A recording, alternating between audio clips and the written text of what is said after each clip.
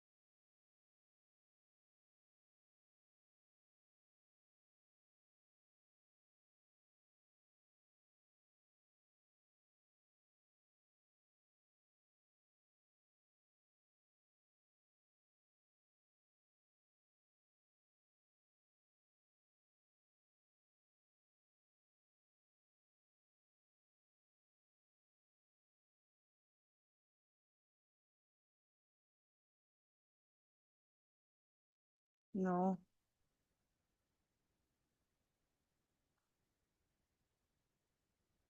Un ratito más, Karencita.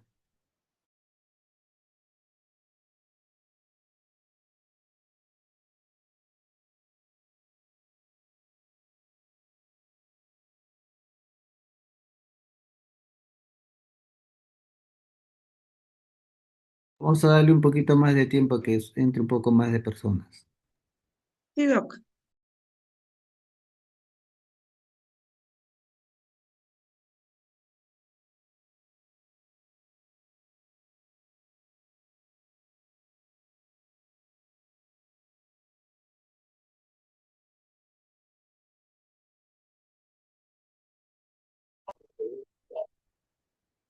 Como de repente un ambiente separado de la bulla, no audífonos para que puedas estar tranquilo, o en el peor de los casos, no.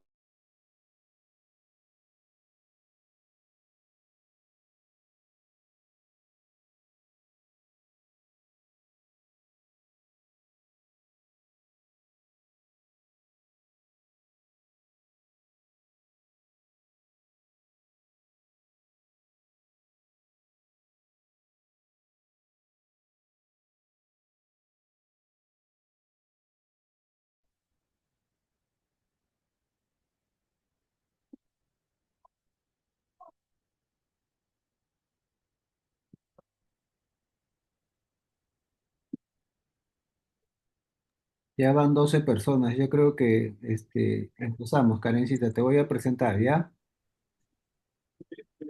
Sí, doctor. Bien, muy buenas noches con todos los presentes. Una vez más, con el reto siempre de compartir con ustedes, aunque sea una vez al mes, alguna presentación respecto a lo que es el dolor, ¿no? En general, procedimientos, síndromes dolorosos, diagnósticos, tratamientos, en fin, todo lo que tenga que ver con el dolor, ¿no? Y lo hacen los residentes que rotan en nuestro centro, ¿no? No por eso te quita méritos y ustedes van a ver, son exposiciones muy bien presentadas, casi nunca me han defraudado. En esta oportunidad me toca presentarles a la autora Karen Sánchez Ciesa, residente de segundo año en anestesiología de la Maternidad de Lima, ¿no? Mi tercera casa. Siempre les comento que yo hice la residencia en la Almenara, pero aprendí a poner anestesia en la Maternidad de Lima, ¿no? Trabajé 6 años ahí. A un niño débil y enfermo, de quien muchos pensaban que no tenía futuro. pero Bueno, años después, lo que él hizo para devolverle todo yo ese lo amor. silencio, no te preocupes, yo lo silencio. Hay gente siempre que deja. Bueno, madre, puedes empezar. Gracias. Buenas noches con todos. Yo soy Karen Sánchez Ciesa, residente de segundo año de la Maternidad de Lima. El día de hoy hay un tema bastante curioso que he tratado de buscar la mayor información. He traído esta charla para ustedes y espero la puedan disfrutar y todos sus comentarios Es curioso. me encantaría que me los hagan llegar. Bueno, esta charla tiene tres objetivos básicos. El objetivo, el primero, es conocer sobre lo que es el dolor nociplástico. El segundo es conocer cómo ha ido evolucionando a lo largo de los años. Sabemos que es un tema bastante reciente. Y el tercer objetivo tiene como mencionar cuáles podrían ser sus desencadenantes que han venido a lo largo de estos años estudiando. Bien, como una pequeña introducción, recordemos que aproximadamente por el año 2016 empezó a mencionar lo que eran los mecanismos probados recientemente a lo que era el dolor nociplástico, ¿no? Pero no es hasta el año 2017 en donde ya empieza a ser aceptado como un tercer posible dolor, aparte del dolor neuropático y del dolor nociplástico. Pero ya es en el 2021 en donde empiezan a definir criterios donde si bien es cierto, hay sociedades que la avalan y sociedades que aún todavía no la incorporan o todavía no la terminan por definir, pero en este año ya se empiezan a sentir los primeros criterios. Otro es que este cuadro es muy responsable y va a encajar en un dolor donde básicamente no encaja ni el nociplástico ni lo que es el neuropático. Entonces, básicamente se va a informar lo que sí hacen presente la mayoría de los estudios es que este concepto es muy útil. ¿Para qué? Para poder informar al paciente de lo que realmente le está sucediendo y que es real sobre todo. No es algo que él imagina, sino que esta enfermedad que le sucede es real. Entonces, cuando se me encarga este tema para poder yo revisar, lo que hice fue ir a la revista más conocida que, bueno, esta página es que es PubMed, donde va a recolectar todas las revistas, donde hay todos los estudios que se han venido subiendo a lo largo de estos años, encontrando.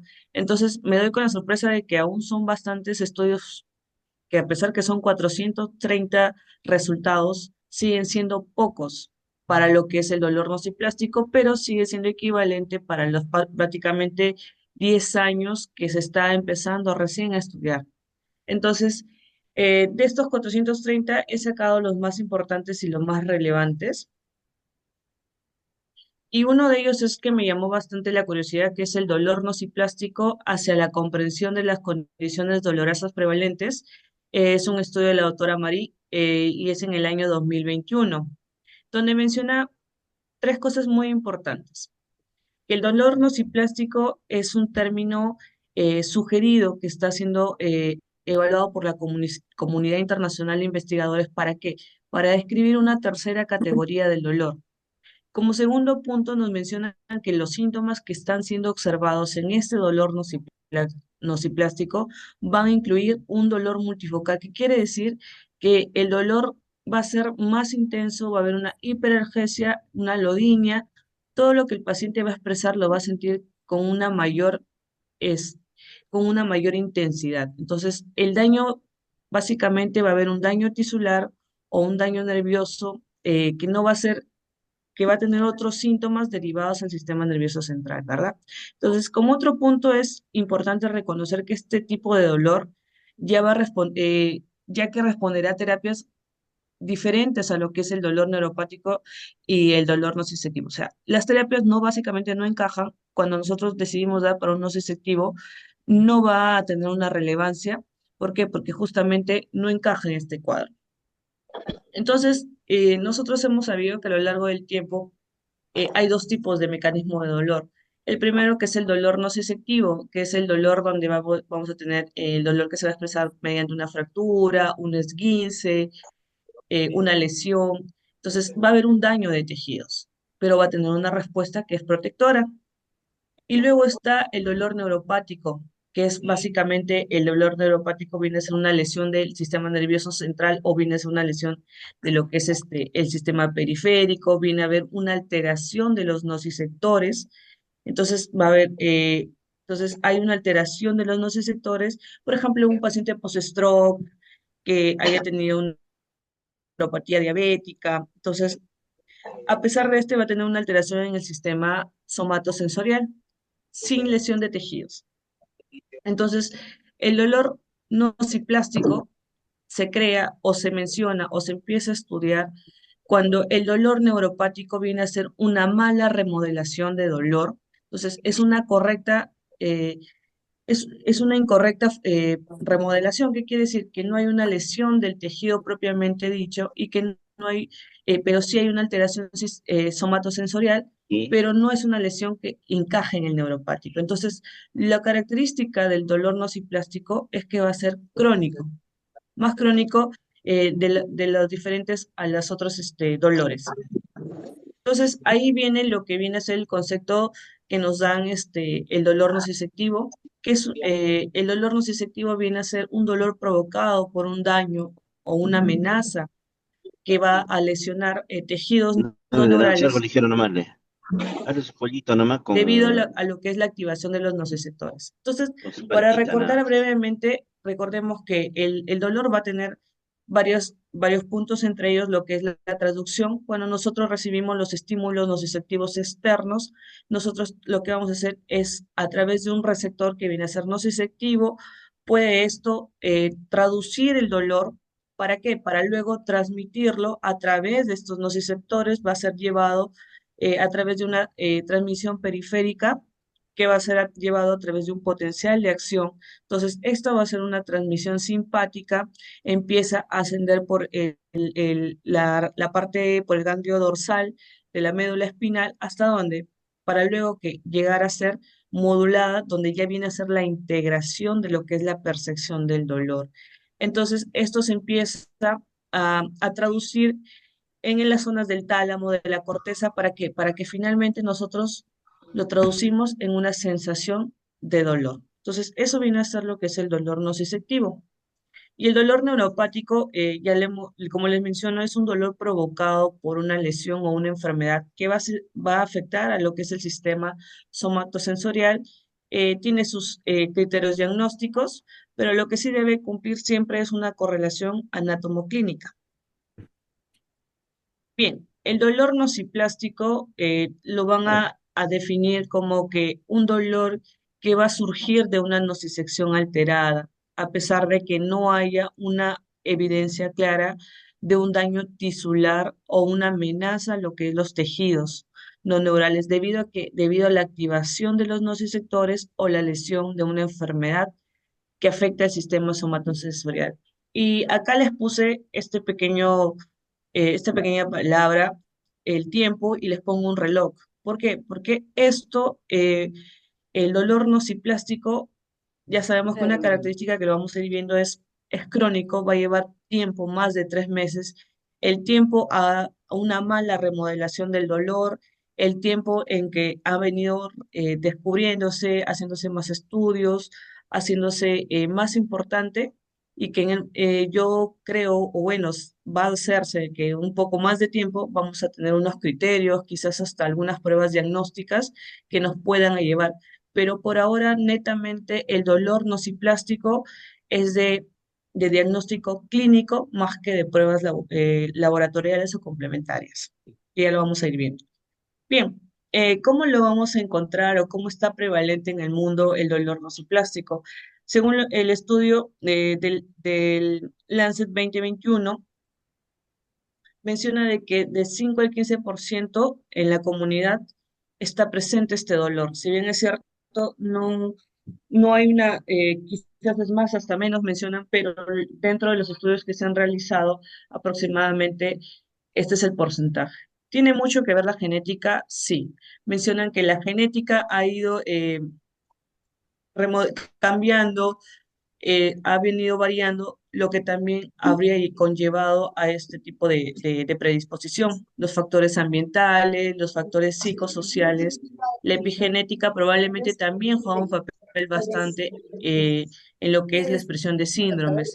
Y básicamente si nosotros juntamos lo que es la genética, los factores ambientales, los factores psicosociales, y hablamos de la epigenética, es que básicamente llamamos a todos estos, ¿por qué? Porque todavía no hemos definido exactamente de dónde viene el dolor nociplástico, ¿no? Entonces, todavía no hay un origen, no hay definitivamente la causa de este dolor. Entonces, bien, para definir qué es el dolor nociplástico, por allá por el 2016, el término nociplástico se propuso como un término para describir los estados de dolores crónicos que no estaban caracterizados por la activación de los receptores nociplásticos, ¿no? Que, pero en los que los hallazgos clínicos y psicofisiológicos sugieren una función alterada. Entonces, ¿qué quiere decir? Que esto está subdiagnosticado, que muchos no lo logran caracterizar. Entonces, luego viene otra definición que es el dolor nociplástico, puede definirse como un dolor que va a surgir de la función alterada de lo que son las vías sensoriales que van a estar relacionados con un dolor en la periferia y en el sistema nervioso central. ¿Qué nos van a causar? Eh, sensibilidad, hiperalgesia, alodinia, por ejemplo, los pacientes con fibromialgia, los pacientes que van a tener las pacientes que empiezan a tener dolores pélvicos van a ser más intensos, de otra característica, pero esto lo tienen en mayor, todo está aumentado en ellos. Entonces, el dolor que expresan es bastante, mencionan los estudios que son muy dolorosos, que incluso mencionan que hay pacientes que han encontrado que les cuesta respirar, les duele el respirar y sienten como que el solamente respirar los está como que matando. El dolor que sienten es muy, muy exagerado. Entonces, este término va a proporcionar una validez para las quejas de dolor que previamente identificadas por términos estigmatizantes como el dolor disfuncional o síndromes somáticos inexplicables. Y bueno, el dolor nociplástico se refiere a lo que es una categoría que está basada en la fisiología que es particularmente aplicable a las condiciones de dolor crónico y ya se ha descrito en la nueva clasificación internacional de las enfermedades, en la 11ª edición en el CIE-11, que básicamente ha sido publicada por la OMS. Entonces, este dolor ya está aceptado en el CIE-11. Bien. Eh, en cuanto al dolor nociplástico, tiene unas características y unas condiciones, que es, hay que diferenciar que no es igual a lo que es la sensibilización central o puede ser una sensibilización periférica, ¿no? Lo que sí va a haber es una capacidad de respuesta aumentada a los estímulos sensoriales dolorosos y no dolorosos. ¿Qué quiere decir? Que estos pacientes van a sentir una fatiga, una alteración del sueño. En los estudios también he encontrado que cuando estos pacientes son sometidos a pruebas, como son para evaluación del sueño en las fases del REM, se encuentran todas alteradas. Y el paciente mismo menciona que siente que sí, duerme, pero que no descansa. Entonces hay alteración de esto, y hay trastornos cognitivos que piensan muchas veces, lo han asociado como que el paciente es un paciente psiquiátrico, lo trata, pero no es un paciente psiquiátrico, sino es una alteración de los trastornos cognitivos psicológicos que tiene que ver con este dolor. Entonces, hay también una disyuntiva entre la parte psicológica y de la parte psiquiátrica, que si es bien un trastorno como definitivo o es otro tipo de trastorno. La hipersensibilidad a los estímulos ambientales, como el ruido, la brisa del aire, el calor, empiezan a tener, empiezan a tener como que estas sensaciones las empiezan a expresar con mucho dolor. La ansiedad y los estados depresivos. ¿Por qué? Porque condiciona al paciente a no tener una vida relativamente normal, no tiene una buena relación interpersonal, no tiene una buena relación en su ambiente laboral, ya no se desempeña en un estado, en una sociedad, no se siente útil el paciente por sentir todo, siente que este dolor que es su culpa, que el paciente se empieza a sentir culpable, entonces este paciente básicamente esta persona, entonces ya no es como que no tiene que genera una discapacidad para laborar. Entonces, se menciona de que puede haber una posible fisiopatología. Uy. Entonces, la posible fisiopatología, un momento.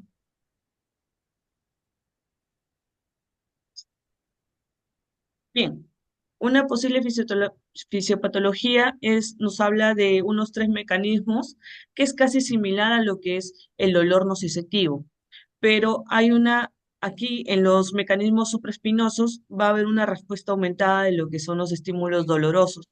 Hay una hiperactividad e interconexiones entre lo que son las regiones del cerebro relacionadas con el dolor.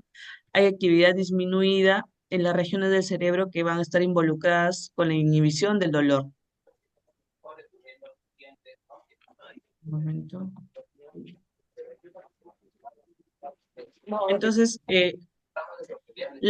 vamos a encontrar que hay elevación de la sustancia P, del glutamato, en los fluidos cerebroespinales, hay disminución de lo que son las transmisiones GABAérgicas, va a haber cambios, también se ha reportado cambios en el tamaño y en la forma de la materia gris y blanca, que están involucradas en lo que es el procesamiento del dolor.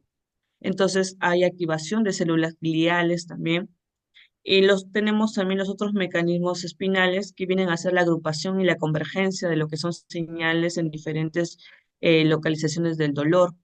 Y esto es importante porque menciona mucho que hay una reorganización de la médula espinal. Si bien es cierto, no se precisa o no hay en qué zona, sí hay una remodelación, una mala remodelación que va básicamente a tener una mala transmisión de los reflejos espinales, traduciéndolos en un estímulo muy aumentado. Hay inhibición espinal disminuida, hay activación nuevamente de las células gliales, ¿no? Y las características periféricas que se han reportado es que hay una patología muscular local, donde va a haber cambios en el pH, composición de la fibra muscular, los puntos en gatillos latentes y activos, sensibilización de la vía periférica, hay una hiperalgesia, disistenesia, alodinia y una sensibilización localizada.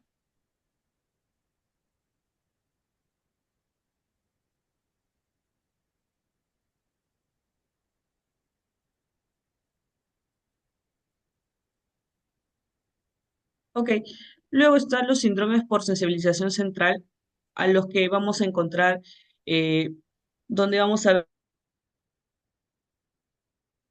por ejemplo, la cefalea tensonal, la disfunción de la temporomaxilar, temporomandibular, una boca quemante, un intestino irritable, una vulvodinia, el dolor prostático y principalmente si lo vemos, la fibromialgia. Está también la gastritis, está la enfermedad pélvica, este, la enfermedad pélvica. Todos esos dolores se van a encontrar aquí en la sensibilización central. El cuadro clínico es, como les mencionaba, viene a ser este, el diagnóstico netamente aquí y ahora es un diagnóstico clínico en donde el paciente no cumple una somatotopía. ¿Qué quiere decir? Que no tiene una forma, puede ser bilateral, de forma axial, puede migrar, puede ser fluctuante, puede tener un antecedente, un cuadro similar. No es, por ejemplo, no es que tiene un dolor eh, localizado entre los dermatomas. No hay un dermatoma específico, no lleva una correlación, sino que este dolor tampoco no lleva básicamente una línea, por decirlo así, ¿no? Entonces, vamos a ver lo que son los síndromes por sensibilización central. Luego vemos, aquí lo que vamos a ver es un dolor crónico regional que viene a ser, básicamente está diseminado, va a haber dolores, los dolores, los estímulos que normalmente para nosotros no son dolorosos, a ellos sí les va a crear una sensibilidad, por ejemplo, como les mencionaba, la brisa del aire, el contacto a la pequeños, inclusive los roces, los ruidos, la electricidad, una química va a tener la paciente que va a presentar una fatiga crónica, la sensibilidad de repente a los alimentos, su dolor, la migraña, el intestino irritable. Todas estas patologías empiezan hasta inclusive, uno de los artículos mencionaba que una paciente había tenido hasta dolor al momento de tragar los alimentos. Entonces, o mencionan que también tenía dolor de solamente sentir el latido cardíaco que le generaba dolor. Entonces, cosas que quizás nosotros o quizás los profesionales que aún no conocen sobre esto podrían tratarlo Claro, como ¿no? una causa Está psicológica, bien ¿no? doblado ya tu suero, amigo. Bien, el Bueno, dolor, como les mencionaba, es un dolor crónico, puede ser regional o puede ser generalizado. No tiene una evidencia de una lesión somática o neural. Entonces, el dolor nociplástico va a tener una evolución. El dolor va a tener como su origen que en el tiempo se va a hacer crónico, el tiempo, una cronicidad mayor de 3 meses para luego llevar a lo que es la catatrofización. Entonces, esto viene a ser conjuntamente, empieza a llevar a un pensamiento desadaptativo del paciente, empieza a ver, empiezan a asociarse a comorbilidades, hay una desproporción, el dolor empieza a ser fluctuante, empieza a ser con mayor intensidad. Entonces, estos pensamientos desadaptativos que empieza a sentir el paciente, luego he leído que menciona de que como que él se siente culpable, que él es el que origina su propia enfermedad y que piensa que todo es algo psicológico y que está mal, ¿no? O sea, la misma persona se culpa de lo que tiene. Entonces, esto es la catastrofización. Estos, como les menciono, el paciente empieza a responsabilizarse de los síntomas, pero nosotros como médicos o profesionales que sabemos de este nuevo dolor o que empieza a tener sus criterios y sus diagnósticos, debemos explicarle al paciente lo que está sucediendo. Entonces, no negarle ni decirle, no es esto, no es lo otro, sino hablarle, decirle cuáles son las cosas que están pasando, decirle cuáles son sus diagnósticos, cuáles son las medidas que podemos tomar. Entonces, hacer al paciente parte de nosotros, de trabajar junto en un equipo, porque esto no solamente es un manejo netamente médico o netamente de los profesionales psicológicos o del psiquiatra, no. Aquí hay un equipo multidisciplinario porque tiene que llevar terapias, pero no hay que ver qué tipo de terapia, porque si el paciente, él menciona de que le duele solamente el contacto o le duele que el calor, entonces hay que ver tipo de terapia. Entonces, aquí lo que hacemos es jerarquizar los problemas que tiene, porque muchas veces estos pacientes también presentan este tipo de dolor cuando han sido víctimas de violencia, de abuso sexual, entonces todo esto han tenido un entorno bastante conflictivo que ya de adulto empiezan a expresar todo este tipo este nuevo tipo de dolor, ¿no? Entonces, ¿hay comorbilidades, causas o consecuencias? Sí, sí las hay. Básicamente, los neurotransmisores y los circuitos comunes, ¿qué tienen que ver? Hemos visto que hay aumento de sustancia P, disminución de los GABAérgicos, entonces la depresión es bien marcada en estos pacientes. Muchos de ellos ya mencionan que la depresión va acompañada del insomnio, de la ansiedad, de no saber el paciente qué es lo que tiene o de haber recurrido a varios especialistas y ninguno le da una solución o nadie le da como que le puede explicar lo que realmente tiene, ¿no? Entonces el paciente se siente, eh, se siente muy mal porque piensa que todo está dentro de su cabeza y que él es el que se genera la misma enfermedad. Entonces, eh, ¿qué hay sobre la investigación que se ha venido viendo? Si bien es cierto, se están haciendo más estudios, por ahora es clínico, el diagnóstico es clínico, pero se está viendo a través de laboratoriales y también de lo que es imágenes. Lo que es la resonancia magnética del cerebro funcional se ha visto que hay un hipermetabolismo de lo que son las áreas vinculadas que están al cuadro de dolor, como son la ínsula bilateral y el cíngulo izquierdo y el giro frontal derecho. Si bien acá este estudio de la resonancia magnética va a mostrar áreas donde hay más captación, es donde justamente se ve lo que es la alteración por este dolor nociceptivo, ¿no? No hay específicamente qué áreas, pero sí se ve en las áreas de el área de la sustancia gris que se han reducido. Entonces, ¿cómo podríamos nosotros hacer un diagnóstico clínico? Si bien es cierto, nosotros lo que vamos a considerar primero es un dolor que no encaje ni en el neuropático ni en el nociplástico. Otro de ellos es el tiempo que nosotros vamos a ver cuánto tiempo lleva este paciente. No solamente el tiempo, sino que hay que ver la distribución. Y hemos visto que no conlleva una relación entre la distribución de las metámeras. Entonces hay que ver qué tipo de dolor, si es un dolor nociceptivo, si es responsable el dolor nociceptivo o si es el responsable el dolor neuropático, ¿no? Hay que ver el tipo de hipersensibilidad, hay que ver también las comorbilidades, hay que ver la parte psicológica también del paciente. Entonces, el diagnóstico es netamente clínico.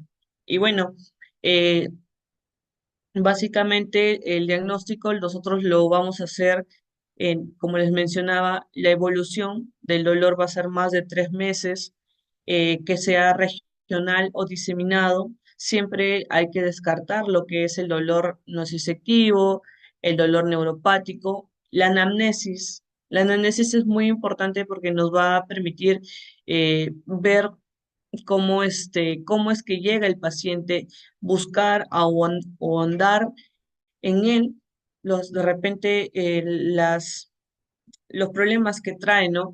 Como los de abuso sexual, el bullying, todo eso genera lo Rich, que es thank you for going to abort now. Please remember eh, to check the information for your next flight. hola, allá.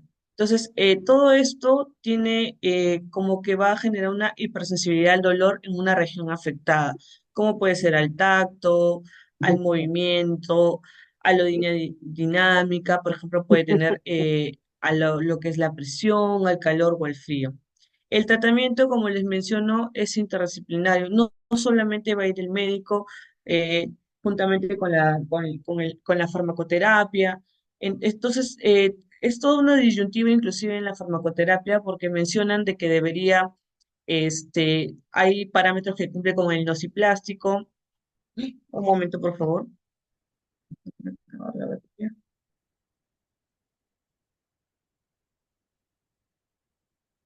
Tranquila, yo pensé que era mi computadora. Sí, sí estaba por apagar ya. Entonces, como les mencionaba, el tratamiento va a ser el médico, va a tener que llevar terapia, psicoterapia, tiene que trabajar también mucho el psiquiatra. Hay que ver también la recaptación. Por ejemplo, como les mencionaba, hay neurotransmisores que van a estar vinculados, entonces también nos va a ayudar. Nos va a ayudar el fisiatra, la rehabilitación, la familia incluso también tiene que entrar en este tipo de lo que es el manejo multidisciplinario, ¿no? Eso es en Pero, cuanto al dolor nociplástico. Y bueno, muchas gracias. Espero que les haya gustado esta pequeña charla. Es algo pequeño y lo he hecho con mucha dedicación para todos los presentes que hoy están aquí. Gracias. Bien, aquí desde Hawái que estoy, ahí están viendo la playa. Ustedes con frío, yo con bastante calor. Estoy así abrigado porque está corriendo viento un poco, pero Hawái, Bombay. ¿Alguna pregunta que quieran hacerle a la doctora o algún comentario, por favor, del auditorio?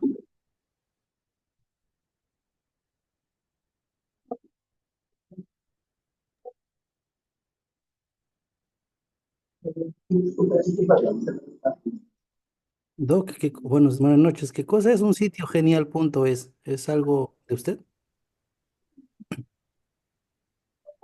Hola, no, no, es parte del Canva de Ah, de la presentación que le he generado en internet.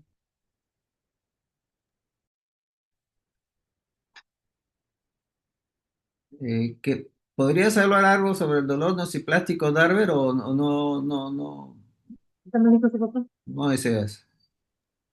eh, mm, lo que la doctora ha mencionado es bastante de lo que se sabe, ¿no? Que no, digamos que cuando no lo puedes eh, clasificar si es nociceptivo o neuropático, pues por lo menos te queda esa opción, ¿no?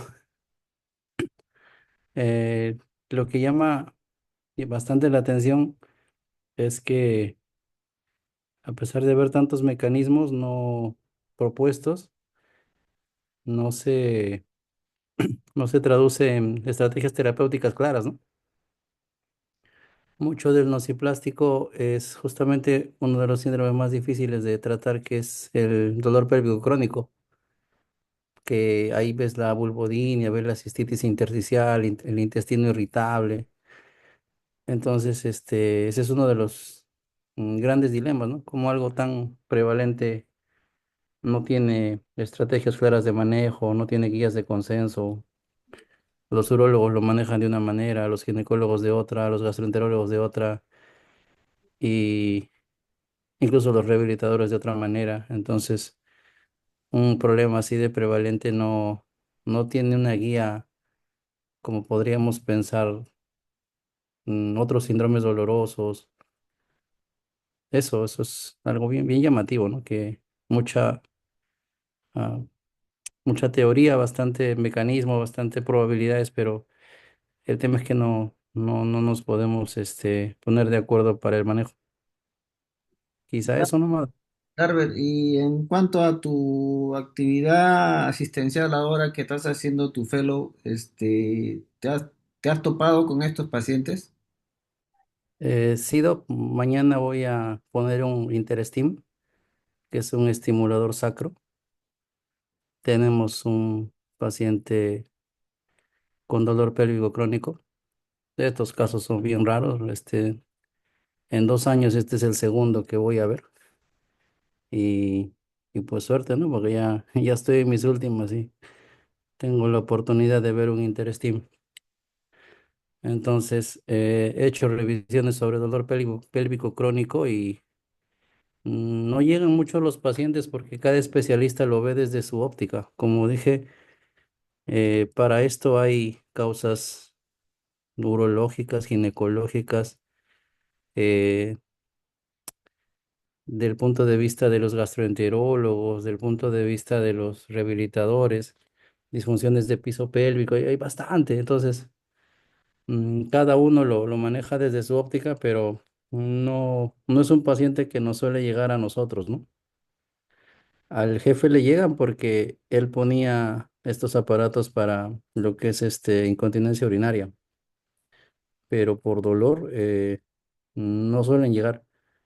Más bien yo en Perú sí vi, cuando estaba empezando a trabajar con usted, una de mis primeras pacientes tenía esto y yo no sabía qué hacer. De verdad, ya no se me ocurría un bloqueo pudendo y más allá no llegaba porque no sabía qué más hacer, qué ofrecerle. Perfecto. De hecho, le aliviaba muy poquito, ¿no? Le duraba que una semana y volvía igual o más mortificada todavía. Entonces, de ahí que me acuerdo mucho de esto. Bien. Eh, ¿Alguien más que quiera Víctor, opinar? Víctor, respecto Hola, al Walter, caso que ¿cómo está, estás? el caso que menciona el doctor, eh, bueno, a mí sí me llegan varios pacientes con dolor pélvico crónico que lo mandan los ginecólogos. Y recientemente estoy viendo un caso ahora muy, o sea, demostrativo de una persona de 34 años de edad, que ella dice que desde niña recuerda que ha tenido vulvodynia, desde niña. Entonces, lo que decía la doctora de que las causas vienen pues desde haber sido, por ejemplo, violentados de niños, ¿no? Y el estudio debe ser integral, no solamente basarse en el suelo pélvico. Ella también ha dicho que en estos casos hay hiperactividad simpática. ¿no? Uno le bloquea el pudendo y de repente sienten anestesia, temor de no volver a sentir, porque esta señora recién se acaba de casar, y y no saber que la anestesia y no sabe si va a sentir o no cuando esté con su esposo, va a tener esa sensación, sensibilidad del tipo que busca en ese momento, ¿no? Entonces, hay una teoría acerca de la evaluación del sistema nervioso autónomo para ver si tiene hiperactividad simpática y si hay bloqueo del parasimpático e ir a trabajar en eliminar el bloqueo del parasimpático. Y eso no se hace ni con bloqueos anestésicos, ni con radiofrecuencia, ni con nada, sino con otro tipo de tratamientos que quizás hasta el tratamiento con el psicólogo, ¿no? Si es que la causa está en una violencia de niños, por ejemplo. Bueno, esto es el enfoque que generalmente hago, ¿no? Y Perfecto. sí, les hago el bloqueo del pudendo en este caso, porque les validaría, a veces vienen que ya no pueden, le pica, le arde y todo, las molestias, ¿no? Pero en general, tanto el dolor nociceptivo como el dolor neuropático se pueden tornar nociplásticos los dos, cualquiera de los dos, o en qué momento decimos ya una distrofia simpática refleja es un dolor nociplástico, Muy buena o pregunta. ahí va. ¿Puedes repetir tu pregunta, Basti? Que si el dolor nociceptivo, nosotros sabemos que el neuropático, digamos que hay una intersección entre el neuropático con el nociplástico, ¿no? El nociceptivo entra en esa intersección, también el nociceptivo puede hacerse nociplástico. Yo creo que sí también, Basti. Yo creo que sí. Ayer, por ejemplo, Maestro, vi una señora con... puedo. Sí, sí. Justamente, doctora, había leído un artículo que también empezaban a relacionarlo como que el nociplástico empezaba también a tener una conformación errónea en su estructuración del dolor. Entonces empezaban a asociarlo. Si bien es cierto, no es una corriente que está tomando mucha relevancia porque todavía no terminan de definir la asociación entre neuropático y nociplástico. Entonces era como que algo que todavía no había, como que todavía no tenía un piso, pero sí hay unos artículos en PubMed que mencionan que podría ser, pero son uno o dos, más no tienen un sustento, solamente eran como que un juego de hipótesis, al igual que el neuropático con el nociplástico. Bueno, esos son los estudios que encontré en PubMed. Doctor, Pero buen yo creo día. que sí. Buenas noches. ¿Quisiera usted intervenir?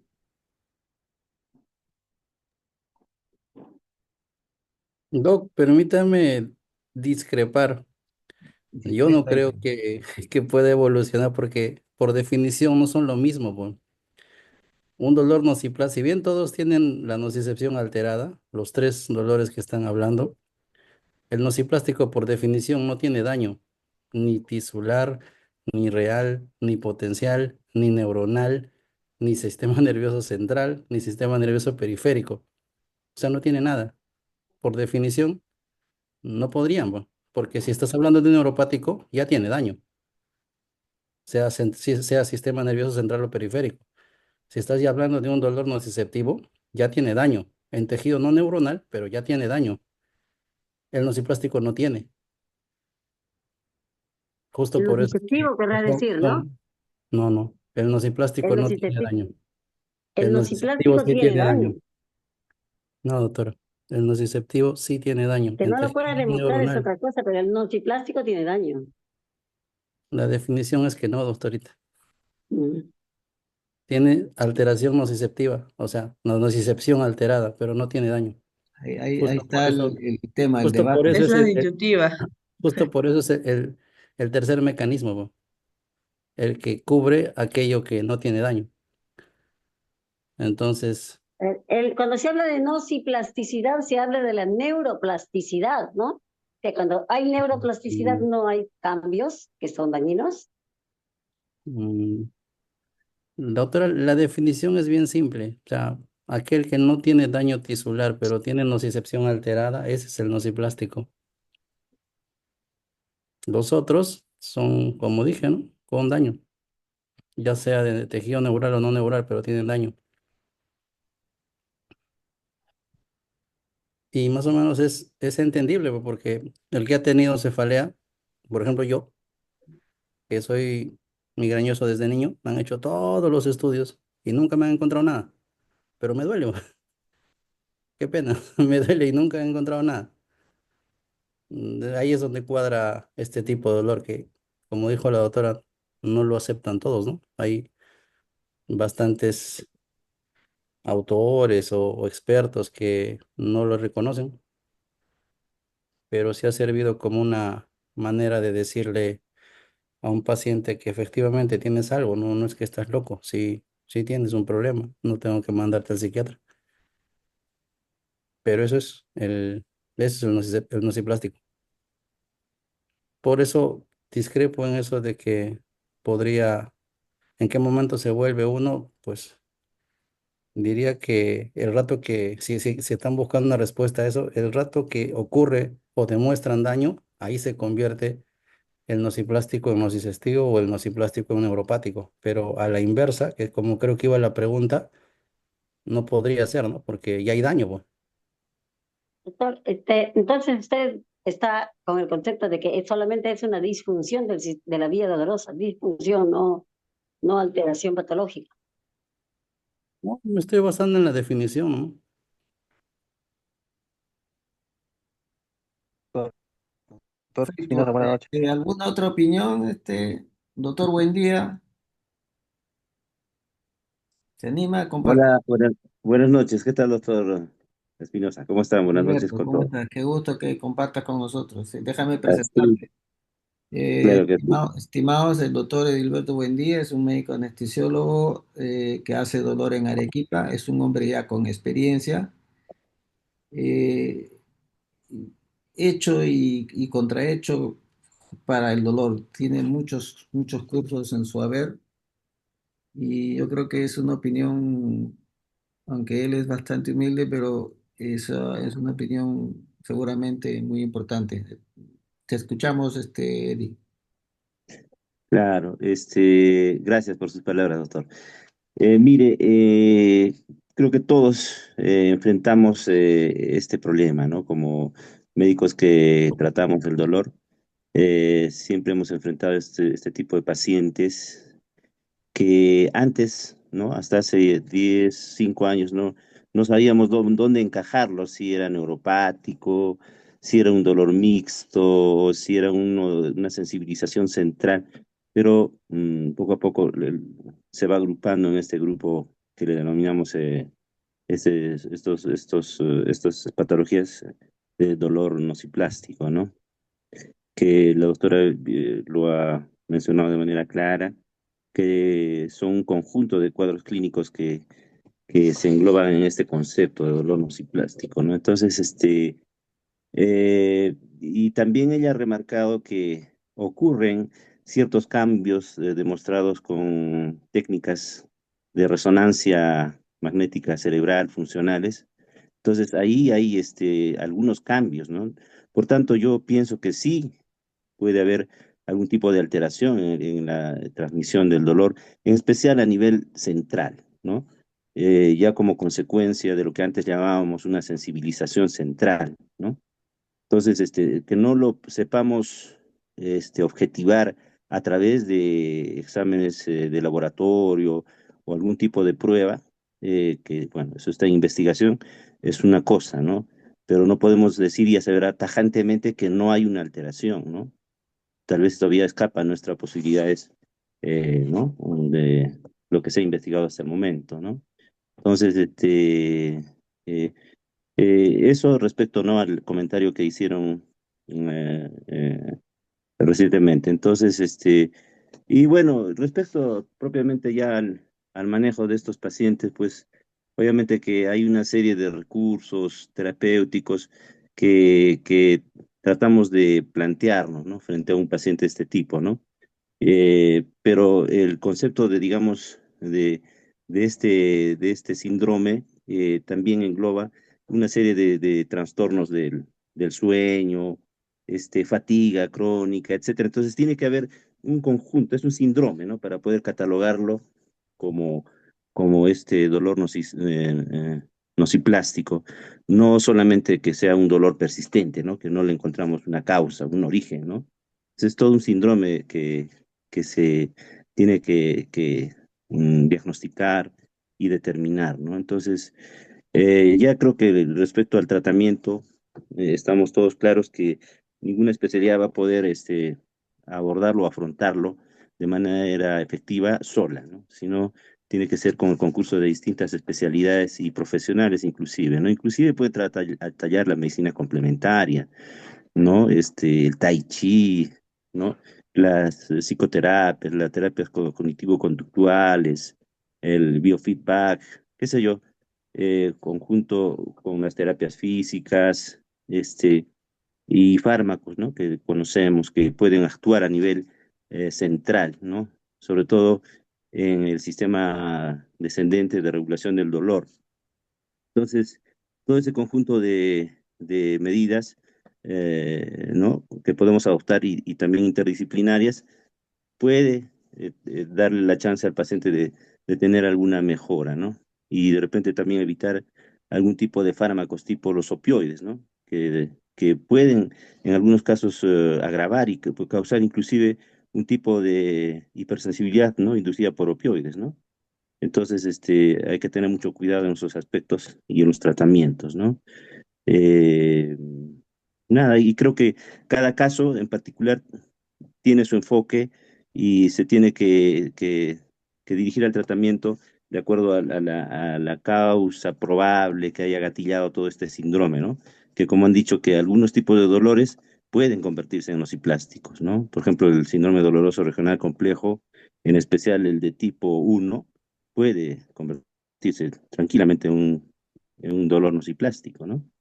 Entonces, pienso que en conclusión tenemos que pensar de manera integral, interdisciplinaria y, y tomando en cuenta, pues, de repente los últimos avances e información en la investigación sobre este tema, doctor. Ok, el doctor Dani Ailas ha levantado la mano. Dani, te escuchamos. Doctor, buenas noches. Una pregunta nada más para la ponente. ¿Qué opinión le merece pues la fibromialgia, ¿no? Que es una patología que se ve con cierta regularidad y tal vez al doctor, a usted y a los colegas que tienen más experiencia, alguna recomendación sobre el manejo de estos pacientes, ¿no? Gracias.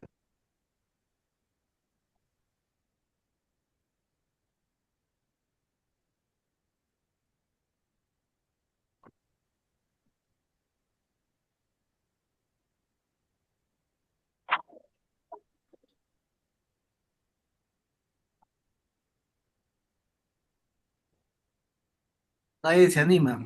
Mira, miren, disculpen, oh, jóvenes.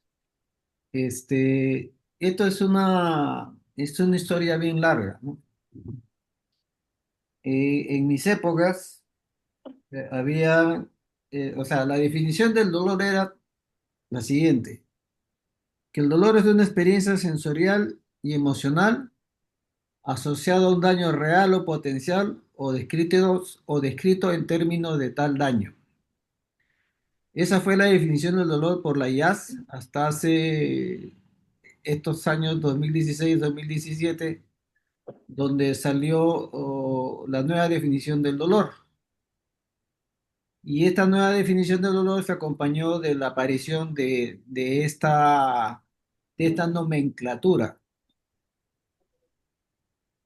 Ya no se habla ahora de ese, porque hablar de un dolor potencial o descrito en términos de tal, no podías explicarlo al paciente y tampoco como que todo eso entraba a un saco de trastornos somatomorfos o eh, que, que tenían de repente un manejo más de tipo psicológico que biológico, ¿no?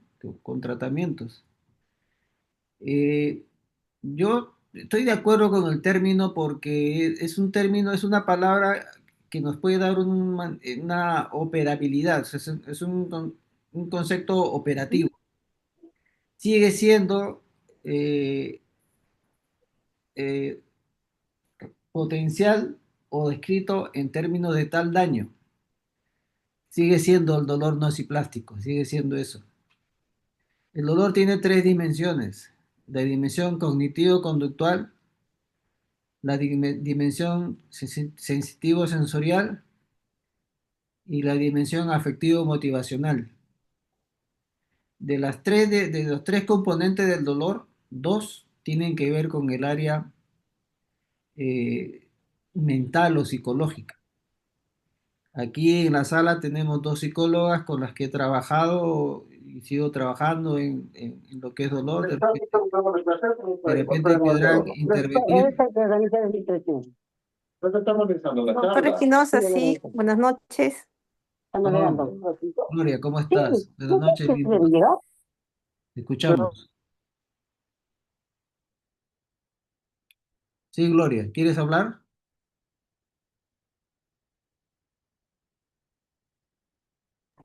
Doctor Espinosa, buenas noches con todos. Sí, quería dar mi opinión. Bueno, soy la psicóloga Gloria Cruz, trabajo en el Hospital de la Almenara. Bueno, he trabajado un buen tiempo, en la unidad de terapia del dolor.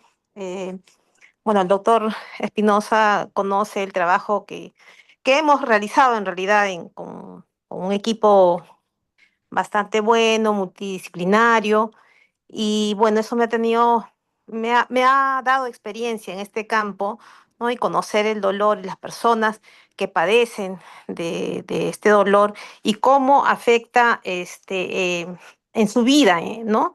En la calidad de vida de las personas, ¿no? Esta experiencia de dolor puede desencadenar o también exacerbar problemas psicológicos, ¿no? Puede ser como la depresión, ansiedad, ¿no?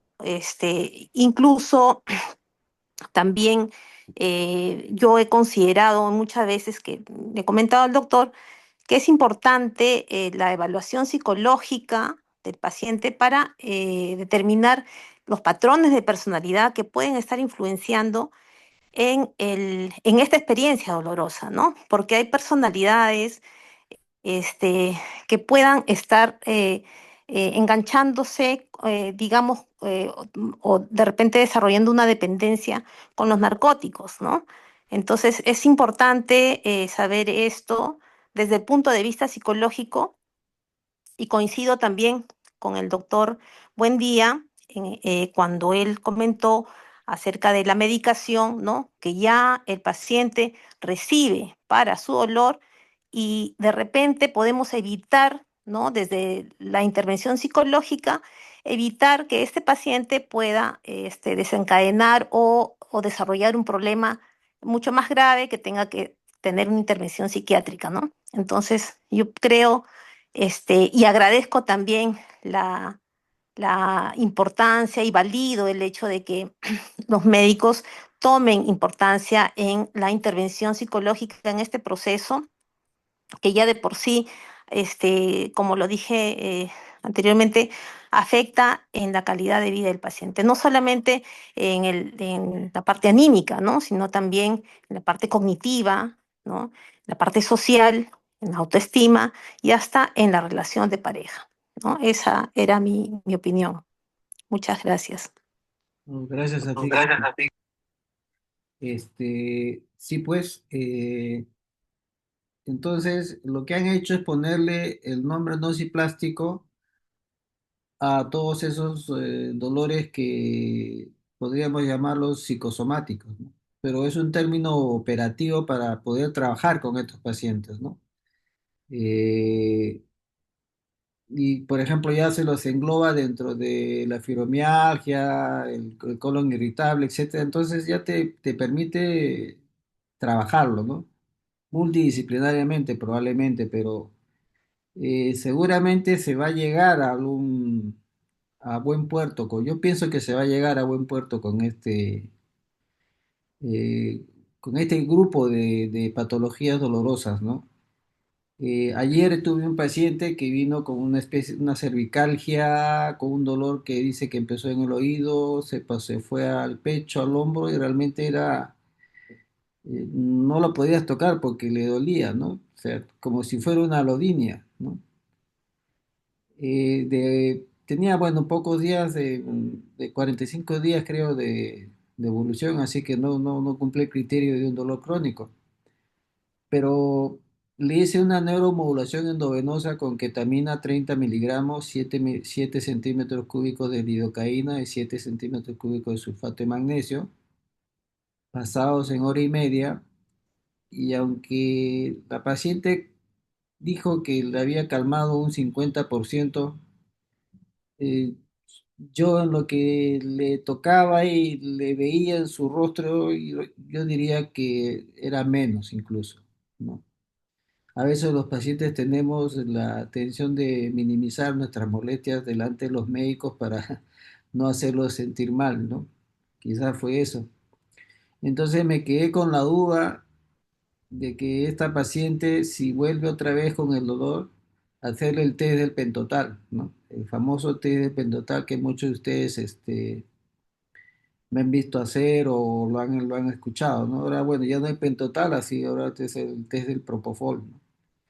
Donde esta paciente me parece que en vez de haberle hecho neuromodulación, hubiese hecho un test un test de pentotal, ¿no? Y de repente ahí sí salía el demonio de... Eso es como...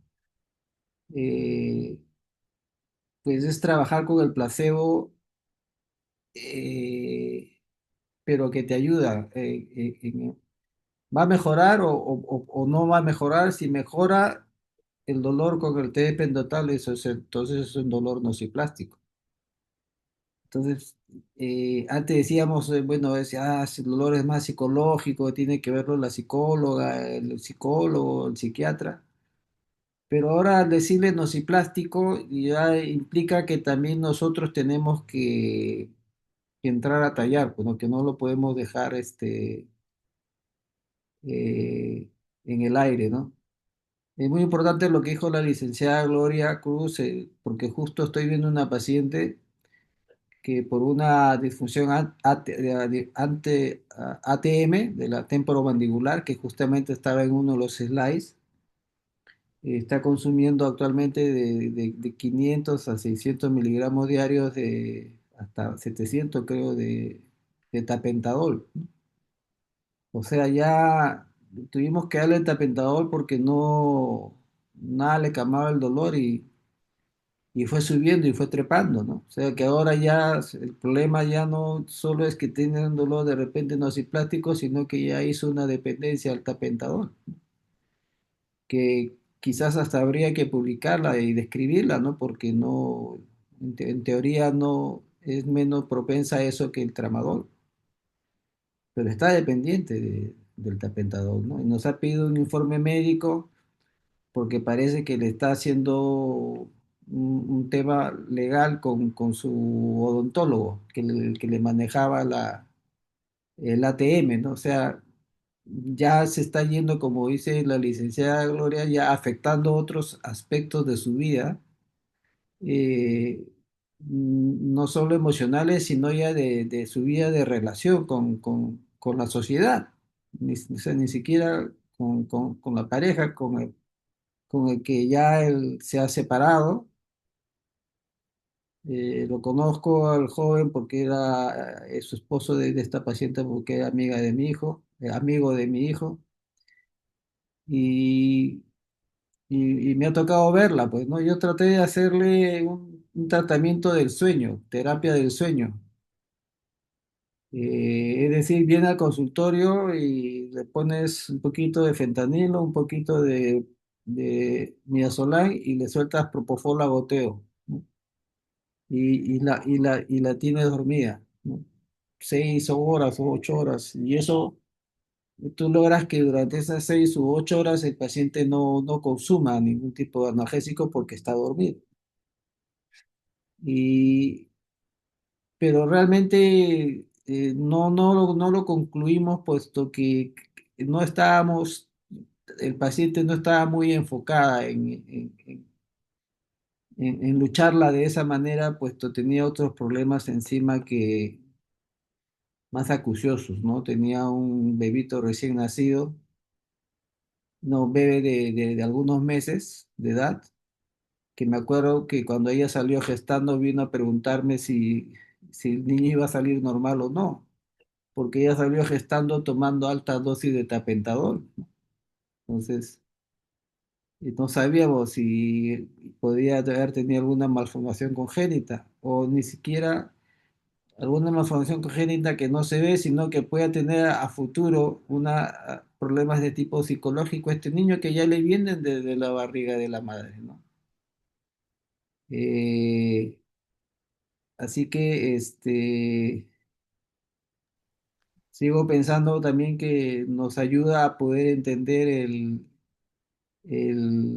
lo que es la sensibilización central y periférica, que creo que es donde se debe trabajar bastante. De hecho, será nociplástico o todo lo que queramos, pero como ha dicho la doctora Basti, sí hay cambios, y lo ha dicho Karen también que ha expuesto, hay cambios neuroplásticos, ¿no? O sea, pero que no necesariamente indiquen que sea un dolor neuropático, o sea, no puede ser clasificado así, ¿no? Pero si alguno llegó a conocer al doctor Raimundo Cordero Luján, el Pater Family, él decía que existía la molécula del SICOM, ¿no? Que es la molécula psicológica del dolor. O sea, la molécula psicológica que tiene el cerebro humano, no solo en el dolor, sino en general, y que era el SICOM, ¿no? Y que había receptores en nuestro cerebro, en nuestras neuronas, para este receptor, el SICOM, ¿no? De John Eccles, que ganó un premio Nobel, no precisamente por este trabajo. Eh, de modo de que es bonita la discusión, no tenemos las cosas muy claras, pero sí nos permite trabajar, ¿no? Ser operativos. Y otra cosa también que yo quisiera recordar es que en mis épocas también eran tres tipos de dolor, o sea, el neuropático, el nociceptivo y el visceral. Entiendo ahora que el nociceptivo implica también el dolor visceral, ¿no? Pero creo que al no decir que existe el dolor visceral como un tercer síndrome doloroso, nos es difícil quizás manejar a los pacientes con dolor oncológico, porque pienso que son a ellos los que les va a afectar esta situación, ¿no? Del dolor visceral, el paciente con, sea de páncreas, sea, eh, yo prefiero llamarlo un dolor visceral que llamarlo un dolor nociceptivo, ¿no? En mi práctica. Y efectivamente y definitivamente, pues estos pacientes, si no tienen algún tipo de acompañamiento psicológico o psiquiátrico, van a ser bien difíciles de manejar, ¿no? Justamente estoy con mi celular eh, peleando con una paciente que tiene un dolor nociplástico, que ya le estoy soltando de que, señora, su dolor es más emocional que de otro tipo, pero está que me está haciendo bullying aquí por el WhatsApp. Que no, Doctora Espinosa, sí, quería, sí, quería también, bueno, recordando aquellos dime tiempos en los Víctor, que de Gloria, no me repente, digas doctor Espinosa, Gloria. ya, Víctor, cuando realizabas el test de Pentotal, ¿no? Esa herramienta ha sido muy útil también para mi intervención psicológica, puesto que de repente permitía poder descubrir de alguna manera que el paciente, cuando era entrevistado, antes de hacerle el test, de Pentotal, antes de que tú le hagas el test de Pentotal, no le daba tanta importancia a poder de repente tocar estos temas emocionales, familiares, ¿no? Pero sí me he dado cuenta y me ha servido en algunos pacientes poder trabajar esto, ¿no? Porque ya después de haberle realizado el test de Pentotal, tú me decías, Gloria, ahora el paciente es tuyo, ¿no? Entonces, he podido descubrir que sí habían factores psicológicos muy, muy importantes, ¿no? En la historia de vida del paciente, ¿no? Y que me ha permitido ayudarlos, ¿no? Desde el punto de vista psicológico. Entonces, esa herramienta, y yo te agradezco mucho porque me ha ayudado bastante en esos momentos a poder abordar al paciente, ¿no? Que en muchos casos son muy reacios a contar su vida, ¿no? A contar sus problemas. Entonces, yo pienso que, bueno, eh, es importante, creo que las personas o los médicos que hacen este procedimiento puedan también contar con la presencia, ¿no? de un psicólogo si es que tienen en su staff, ¿no? O la posibilidad en el hospital en el que trabajan, poder hacer esa técnica también, ¿no? Para que el psicólogo, con un psicólogo para que pueda apoyar después del procedimiento al paciente, Claro. ¿no? Y eso sí tiene que ser definitivo porque puede decir que es algo un test positivo, es decir que sí es aparentemente más de origen psicológico que físico.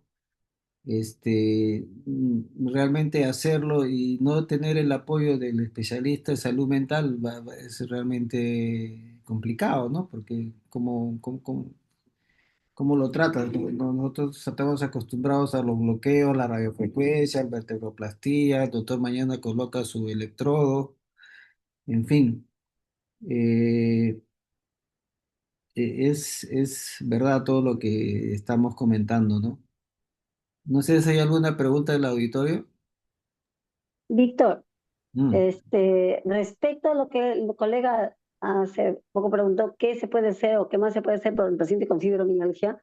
Encontré varios artículos donde decían lo que está basado en la medicina basada en la evidencia, habla de el ejercicio. O sea, llegar a buscar que este paciente haga ejercicio, actividad física, no que se quede en la cama todo el día, ¿no?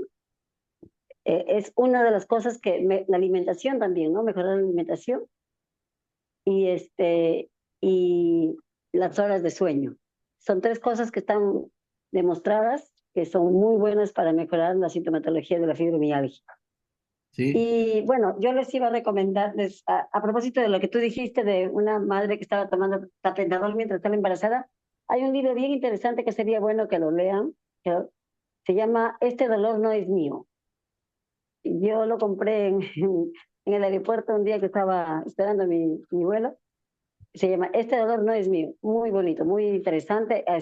Hay que leerlo con la mente abierta y bueno, cada quien tiene sus experiencias y sabe dónde va, ¿no? claro. Eso es muy importante, ¿no? Respecto al pentotal, lamentablemente parece que ya no hay en el mercado. Desde hace meses usamos el Propofol, pero no es lo mismo. Y el color lechoso blanco hace que el paciente puede identificar qué medicamento se le pone, ¿no? Porque básicamente el té de pentotal es jugar con el efecto placebo, ¿no? Eh, o sea, colocarle un placebo y si el dolor le calma, eh, pero tiene que calmar en el tiempo. Realmente el té de pentotal calma yo le decía en tres fases, la fase inmediata, mediata y tardía. Y esta vez yo, se Eh, quedó en tu. entonces, en las fibromialgicas tal cual, realmente el té de pentotal era negativo, o sea, le podría haber calmar en el momento, pero antes de que salir el consultorio, el dolor volvía, ¿no? Eh,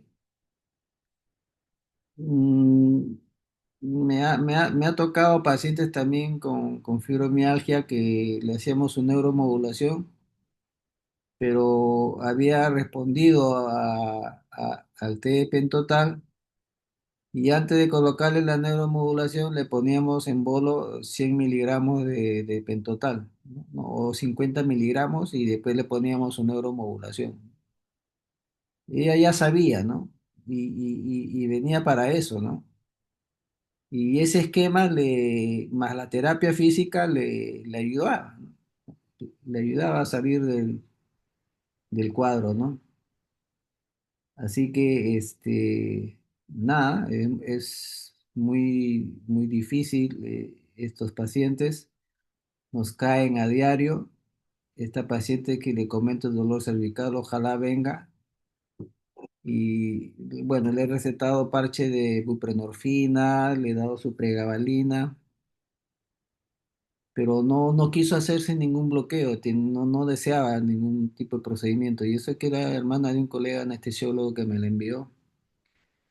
Pero creo que de repente es una paciente candidata para el té del pentotal. Si es que viene otra vez y viene con dolor, lo primero que voy a hacer es voy a hacerle el té de pentofilina o té de pentotal, ¿no? Yo les digo a los pacientes té de pentofilina para que cuando ellos busquen en internet pentofilina es una palabra que no van a encontrar, porque en realidad el tal fármaco no existe, ¿no? Él no debe saber que, que se le ha puesto pentotal o propofol, ¿no? O sea, tú debes esconder tu medicamento y hacer tu prueba, sin que el paciente se dé cuenta de qué le estás poniendo, ¿no? Se le explica que existen tres tipos de dolores: el dolor visceral, el dolor neuropático y el dolor somático, así le digo yo. Le explico al paciente, le explico las características de cada uno de este tipo de dolor y que el test, le vamos a hacer un test como parte del examen físico para poder determinar si es uno de su dolor de la paciente, si es uno de los tres que les he mencionado. En el momento mismo ya de ponerle el medicamento, uno le dice al paciente: mira, aparte de lo que te he dicho, que hay tres tipos de dolor y que queremos saber qué dolor es el que tú tienes, existe la posibilidad 50% de que esto te quite el dolor. O sea y 50% que no te lo quite. Pero sí tienes esa chance, el 50% de que te cure el dolor, digamos, por decirlo así, ¿no? Ahora le digo, el que te calme o no te calme, lógico, para ti sí sería excelente porque ya encontramos un método terapéutico para tu dolor. Pero en el caso mío, como médico tratante tuyo, ambas pruebas, si sale negativo o positivo, igual me sirven para poder seguir trabajando con tu dolor, ¿no?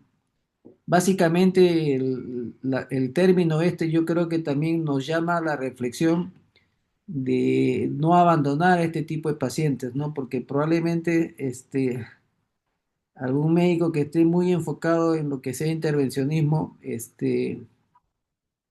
pues trate de deshacerse de este tipo de pacientes que pues no van a mejorar con procedimientos de ese tipo, ¿no? Aunque el doctor Darwin mañana va a colocar su Neurestin a un dolor pélvico crónico, pero sí deben haber criterios por los que sí se va a hacer. Nada, no sé si alguien más quiere dar alguna opinión. Está la mesa abierta, aunque ya es un poquito tarde. De todas maneras, darle las gracias a Karen por su presentación.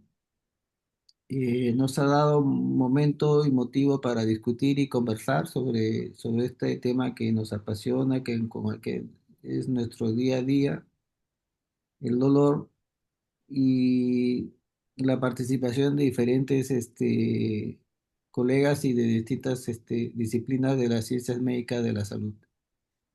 Les agradezco su presencia y nos estamos viendo hasta el próximo mes. Cuídense mucho, Gracias, doctor. abríguense, que Hasta luego, Tatiana. Karencita, muchas gracias y cuidado con el frío.